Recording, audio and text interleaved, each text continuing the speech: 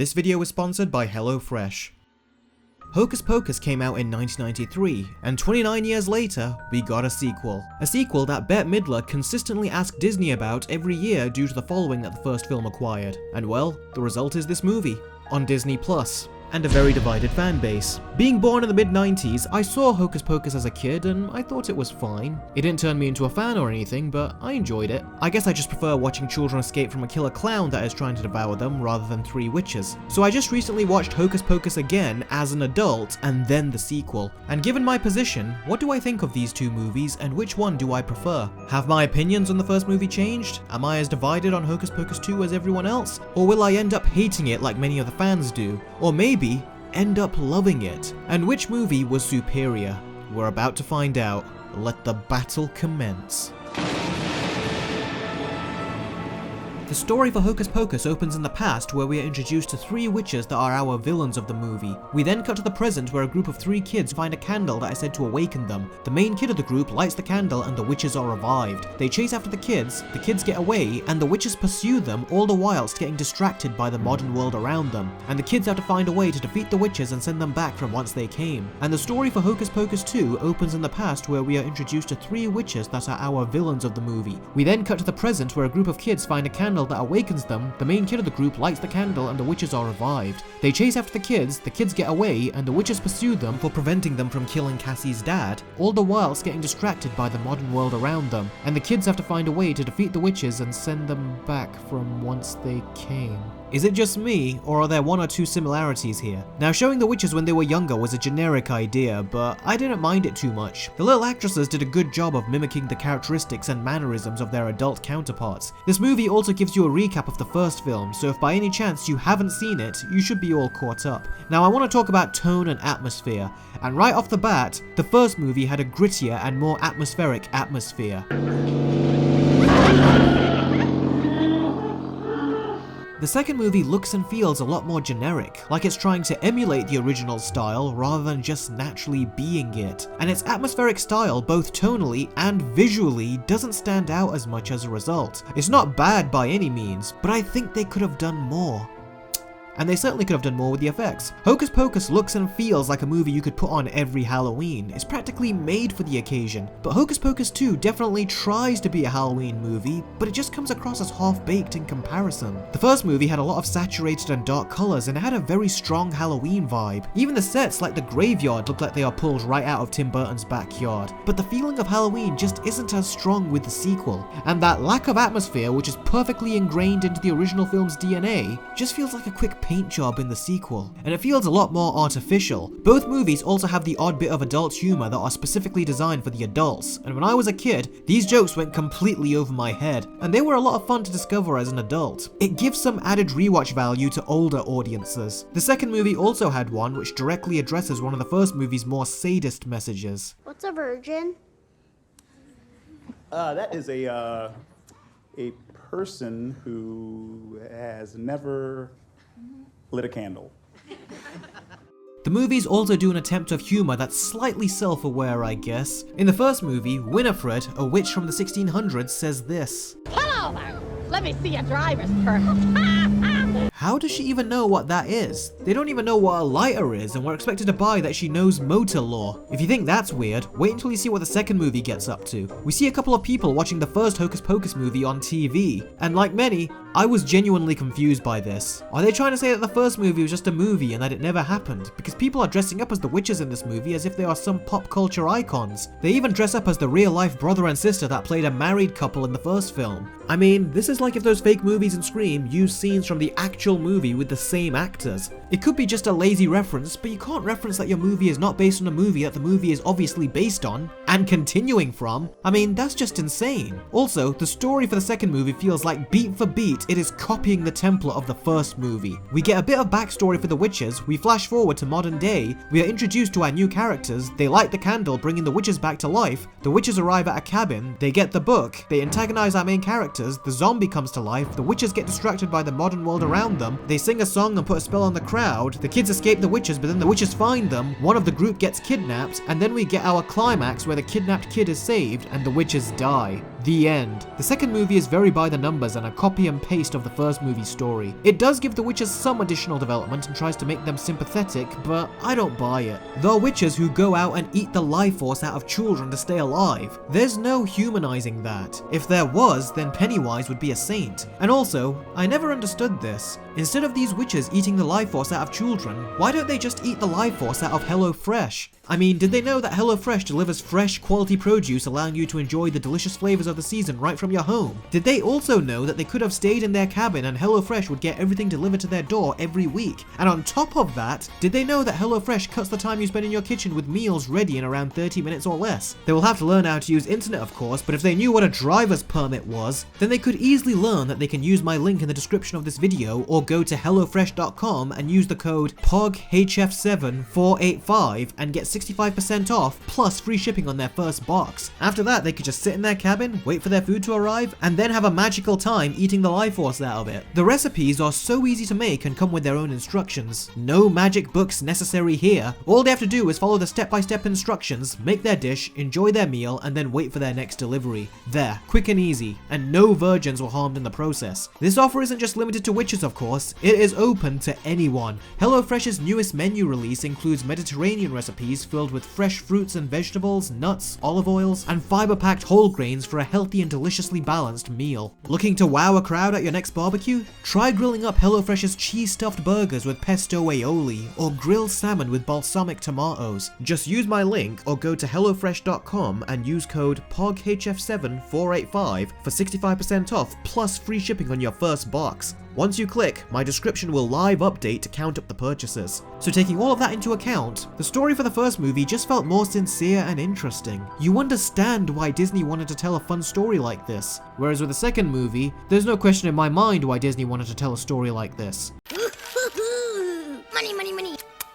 And that alone is enough to make the story for Hocus Pocus 2 lose some serious points. So the movie with the superior story is Hocus Pocus 1. What really makes these movies is the three actresses playing the witches. They are all incredibly over the top, and watching them ham it up is surprisingly fun. This easily could have sucked, but it's actually very funny to see them react to the modern world around them. It's really corny too, but in the best way. Even watching them react to something as simple as a lighter was amusing. He makes fire in his hand. I even like the slapstick and the way they would hit and insult one another. It's somewhat like Ed, Edd and Eddy in that way. And they really do pose a threat to our main characters, as in the opening of the movie, we see them suck the life force out of this young girl and kill her, as well as transform her brother into a cat who is then cursed to live like that for the rest of his life. So they establish them very early on as a threat to young children, in addition to being fun and quirky. And all of that really does transcend itself into the sequel. It's been 29 years, but I was surprised to find that the actresses slipped right back into their roles as if they had just filmed the original movie yesterday. They still have that same energy and the same chemistry, and their voices reach the same highs and lows as they chew up the scenery. Simpleton! Those were a hoax!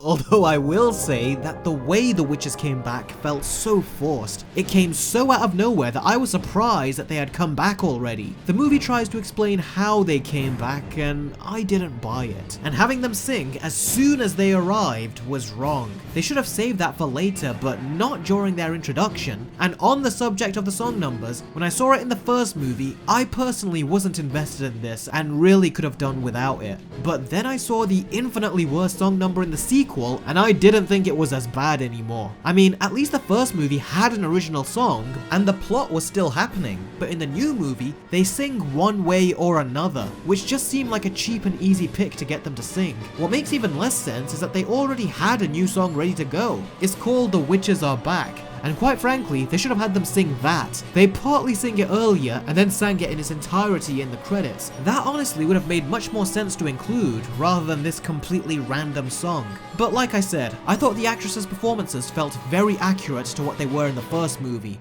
What wasn't accurate, however, were the effects. There was a lot of wire work when the actresses were riding their broomsticks in the first movie, with maybe a bit of blue screen. But with Hocus Pocus 2, it's almost exclusively blue screen. And it looks so freaking cheap that I could have sworn that the effects house that did the green screen must have been a school for first year CGI students. This is some of the most primitive use of green screen effects I have ever seen. I mean, this is how YouTubers would film fake flying scenes. It looks horrendously cheap and doesn't look anywhere near as good as the movie from 1993. Also, I really think they should have brought the original director back, because even though I had fun with the witches in Hocus Pocus 2, they did feel more genuine and original in the first movie, as the second movie would double down on the fan service, and the pacing of their scenes felt a little off. And it did get distracting at times. You can definitely tell that the movie is playing the actresses up as they were such a big hit in the first film. And although that does make sense, it does make their scenes feel a lot more fan servicey and on the nose. Whereas in the first movie, it felt like there were more pure creative intentions behind their scenes rather than just fan service. Also, they didn't seem as threatening in the sequel as they did in part 1. And you couldn't help but wonder why the witches didn't realize that they were making some of the same mistakes that they did in the first movie. And ironically, they make even more obvious mistakes after saying that they are not going to. No trickery this time. If you see a teenager, we will kill it. I found the two 40-year-old teenagers. Oh, Winnie, can we kill them now? All in good time. Throw them in the dungeon! So I thought the witches were fun in both films, but in the end, the movie with the superior execution of the witches is the first movie. In Hocus Pocus 1, we have Max, Allison, and Danny, and in the sequel, our main characters are Becca, Izzy, and for the third act, Cassie. And in Hocus Pocus 1, I really liked the relationship between the brother and sister. There were a couple of genuine brother and sister moments where the two got under each other's skin, and when Danny plays the younger sister card, such as when she says that he's taking her trick-or-treating and that he doesn't have a choice,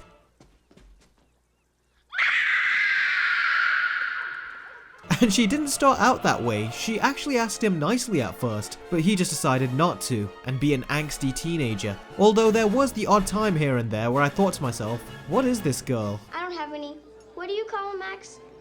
Yabos? Max likes her yabos. In fact, he loves them. Those moments aside, she does have a lot of funny moments where she's being completely straight with her brother too. Max, I'm not going up there. My friends at school told me all about that place. It's weird. Danny, this is the girl in my dreams. So take her to the movies like a normal person. Danny! And all around, I really liked this brother and sister dynamic. When it is revealed that the witches are not falling for Danny's act, he could have stayed hidden, but he comes out to protect her. Even Allison constantly gets in the line of fire to protect Max's little sister too. And even Danny has her moments as well. You leave my brother alone! And watching them support one another really makes them a very likable group. So I think they're good characters. None of them are deep per se, but they are more than serviceable as our main trio. And the way they try to off the witches was brutal as heck. That was one hell of a trap, and then they gleefully celebrate after burning the witches, which they somehow survive. Also, the movie does try to bring up the absolutely embarrassing fact that 13-year-old Max here is still a virgin. Wait, what? Are you a virgin? Yeah. Really?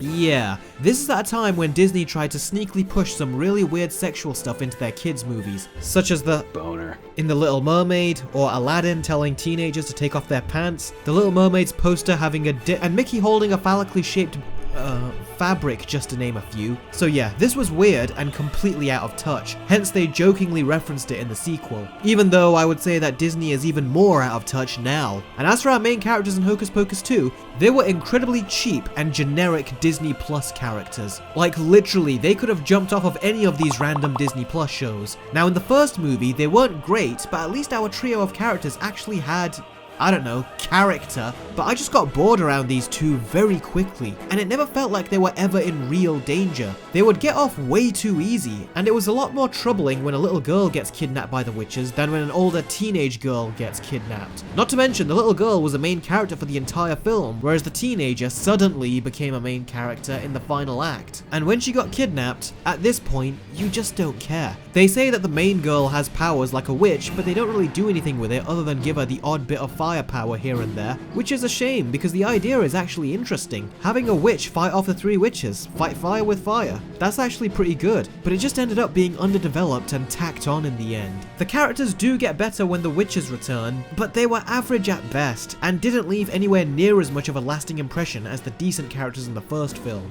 I mean, they even get corny towards the end by saying stuff like, "The book chose you," Yeah, the book turns on the witches, and even that was underdeveloped and made no sense given the downright evil stuff it consciously enabled them to do in the first movie. And whereas the first movie ended with an emotional reunion between the brother and sister in the afterlife, which was 300 years overdue and had very dramatic and victorious music, the second movie ends with a bunch of babbling and obnoxious jokes. Guys, what do we do? I don't know.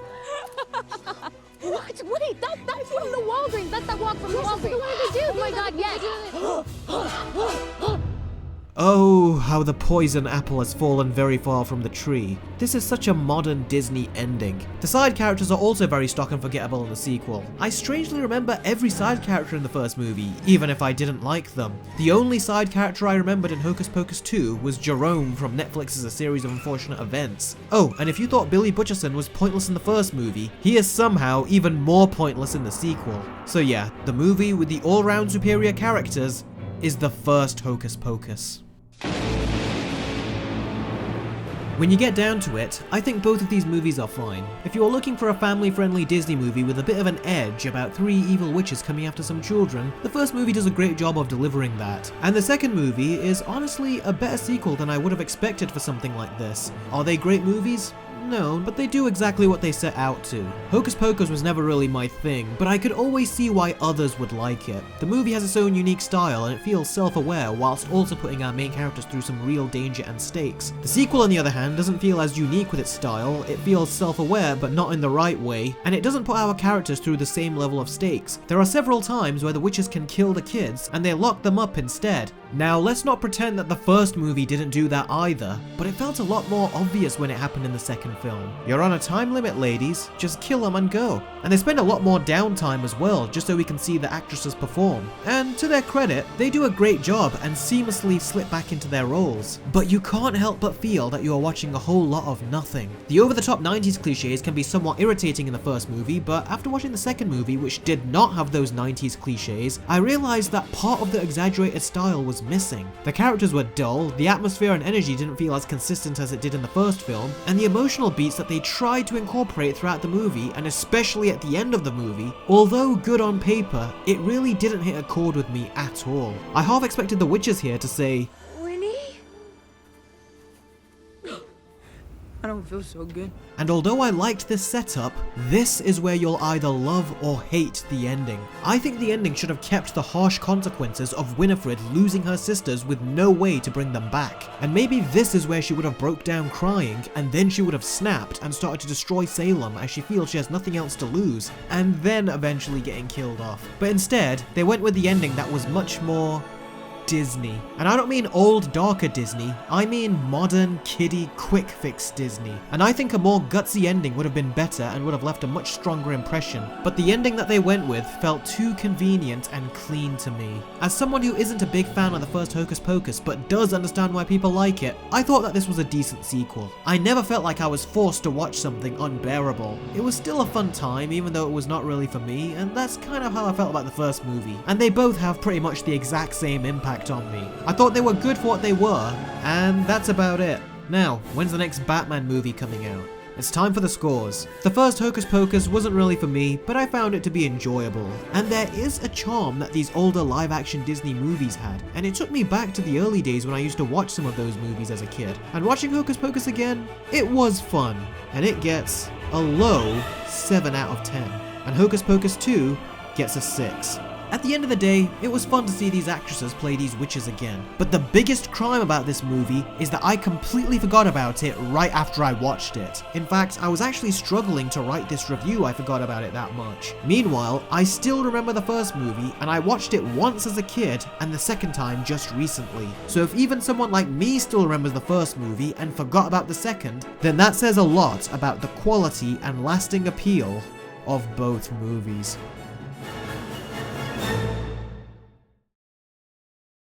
Alright, the trailer for Ant-Man and the Wasp: Quantumania has been released. This trailer was actually debuted in D23, and what I heard there was that the trailer was actually really quite serious. But there has been insider information that has been making the rounds saying that the movie is a lot different, and I will tell you that right after I've seen the trailer. So, let's give it a watch.